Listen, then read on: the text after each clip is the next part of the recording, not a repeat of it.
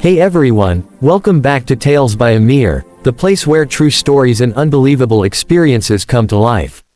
If you love emotional, mysterious, and thought-provoking stories, make sure to hit that subscribe button and turn on notifications, because today's story is one that still gives me chills every time I think about it. This is the story of a man whose life completely changed the moment he got a letter from his lawyer. A letter that said only 5 words, "Call me immediately.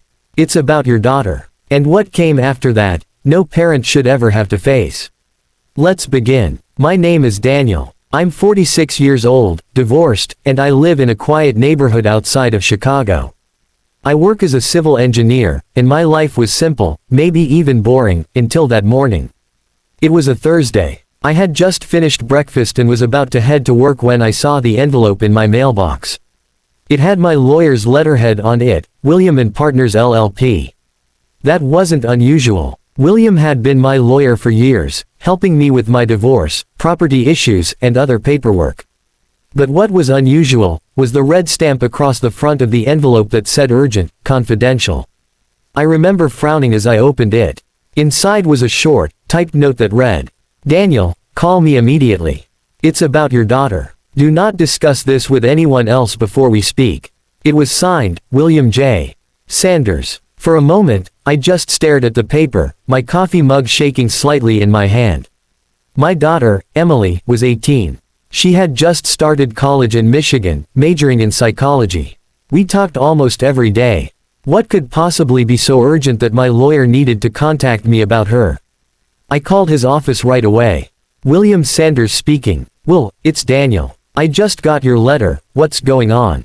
There was a pause. A long one. "Daniel, I didn't want to tell you this over the phone, but it's better you hear it directly than from anyone else."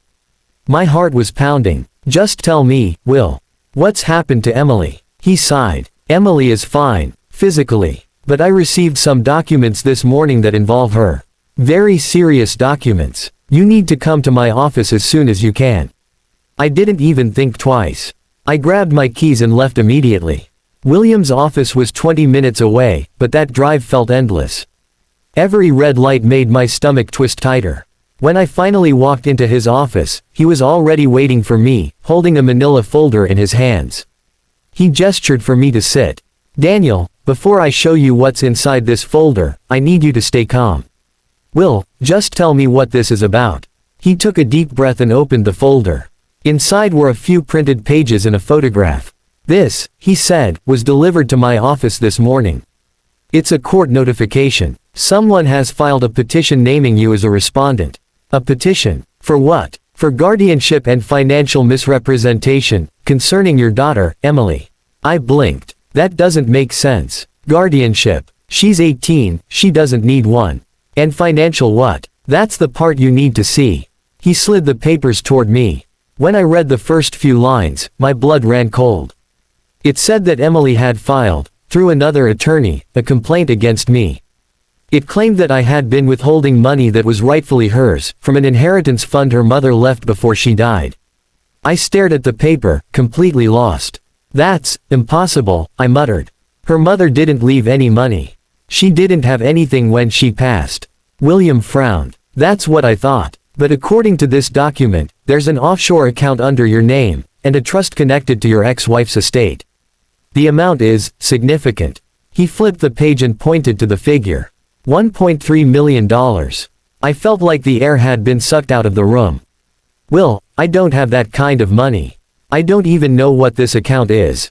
He nodded slowly. "I believe you. But someone clearly wants Emily to think otherwise." That night, I called Emily.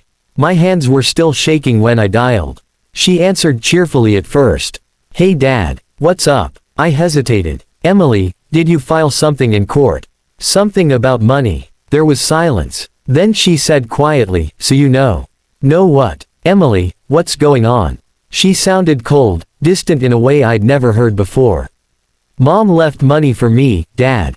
Aunt Sarah told me. She said you took it after the divorce, and that's why you never had trouble paying for your new house." "Emily, that's not true," I said quickly. "Your mom didn't leave any inheritance. She didn't even have savings when she passed." "That's not what I was told." She snapped. "I saw documents, Dad. With your name. Offshore accounts. You've been lying to me. Emily, please, I begged. Someone's manipulating you. Who's been showing you these things? But she just said, you'll hear from my lawyer, and hung up. That night, I couldn't sleep. My mind kept racing. Who could be behind this? Who would want to destroy my relationship with my daughter? The next day, William started digging. He contacted the estate office, bank records, and even spoke to my ex-wife's sister, Sarah. 3 days later, he called me again. Daniel, I found something. You might want to sit down for this. I felt my stomach twist again. What is it? The documents Emily saw, the ones with your name, they're forged. What? Yes. Someone created a fake offshore account statement and a fake trust deed. The signatures were copied from old property papers. Whoever did this knew your file history very well.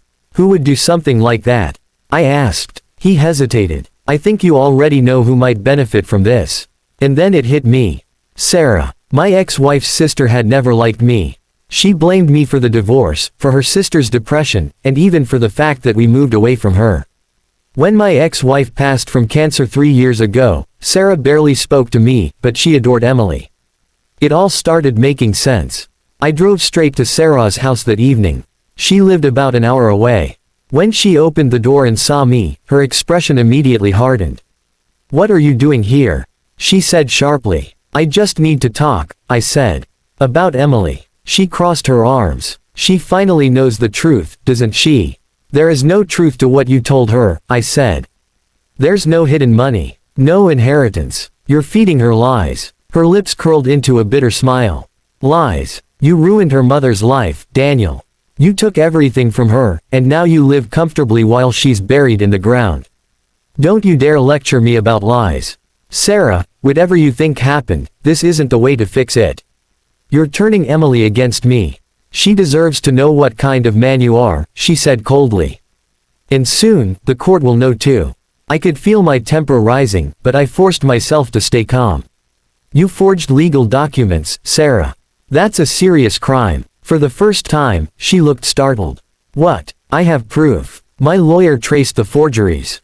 The signatures, the formatting, all linked to your files. You copied them. Her face paled. You can't prove that. Try me, I said quietly, and walked away. Over the next few weeks, things spiraled fast. Emily refused to talk to me. Sarah doubled down, feeding her more lies, sending her emails and screenshots of fake bank records. But William didn't give up. He hired a private investigator who uncovered the real story. Turns out, Sarah had contacted a shady document consultant online, a man who specialized in creating proof for family disputes. She paid him nearly $10,000 to fabricate bank statements showing a $1.3 million transfer from an old company I used to work for, into a trust, in my name. When the investigator found that man, he confessed everything. There were voice recordings, text messages, even payments traced back to Sarah's credit card. We had her. The day of the hearing, I sat in the courtroom, my hands trembling. Emily was there too, sitting on the other side with her attorney and Sarah. She didn't even look at me. The judge asked both parties to present evidence. Sarah's lawyer confidently submitted the documents first. I could see the smug look on her face. But when it was our turn, William stood up and said calmly, Your Honor, we have evidence that these documents are fraudulent. We have an expert witness who analyzed them, and we have proof of who created them. He handed over the investigator's report. The judge took a long pause as he read through it. Then he turned to Sarah. Mrs. Lawson, are you aware that forging financial documents is a federal offense? The color drained from her face. I didn't mean. The judge cut her off. You not only forged evidence, but you manipulated a young woman into believing her father was a thief. This is beyond unethical. Emily looked stunned. She turned to Sarah. Is this true? Sarah began to cry. I was just trying to protect you. I thought he. Emily stood up, shaking her head. You lied to me. She looked at me then, really looked at me, and I saw tears in her eyes. Dad, I'm so sorry. I couldn't speak. I just nodded, feeling tears of my own. Sarah was charged with fraud and later given probation, community service, and a fine. But the real victory for me wasn't legal, it was personal. After the hearing, Emily came home. We sat together for hours, talking through everything. She told me how Sarah had shown her proof, told her stories about the divorce, and even convinced her that I was planning to cut her off after college. I wanted to believe her, Emily said quietly. I thought I was finally seeing the truth. I held her hand. The truth is, Emily, your mother and I had our problems, but I never wanted to hurt her, or you.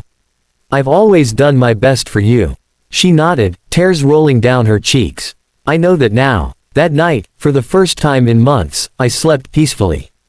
But the story didn't end there. A few weeks later, I received another letter, from my lawyer again.